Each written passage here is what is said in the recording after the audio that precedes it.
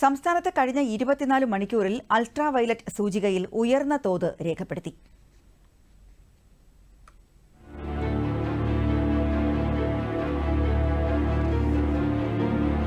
സംസ്ഥാനത്ത് പകൽ 10 മണി മുതൽ 3 മണി വരെയുള്ള സമയങ്ങളിലാണ് അൾട്രാ വയലറ്റ് സൂചികയിൽ ഉയർന്ന തോത് രേഖപ്പെടുത്തുന്നത്. പൊതുജനങ്ങൾ സുരക്ഷാ മുൻകരുതലുകൾ സ്വീകരിക്കണമെന്ന് സംസ്ഥാന ദുരന്ത നിവാരണ അതോറിറ്റി അറിയിച്ചു. ഈ സമയങ്ങളിൽ കൂടുതൽ നേരം ശരീരത്തിൽ നേരിട്ട് സൂര്യപ്രകാശം ഏൽക്കുന്നത് പരമാവധി ഒഴിവാക്കണം.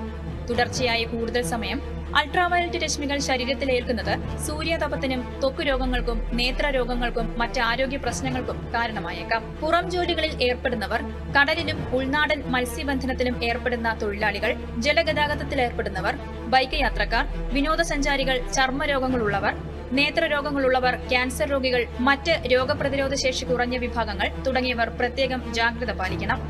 പകൽ സമയത്ത് പുറത്തേക്ക് ഇറങ്ങുമ്പോൾ തൊപ്പി, കുട, സൺഗ്ലാസ് എന്നിവ ഉപയോഗിക്കാൻ പരമാവധി ശ്രമിക്കണം. ശരീരം മുഴുവൻ മറയുന്ന കോട്ടൺ വസ്ത്രങ്ങൾ ഉപയോഗിക്കുന്നതായിരിക്കും ഉചിതം.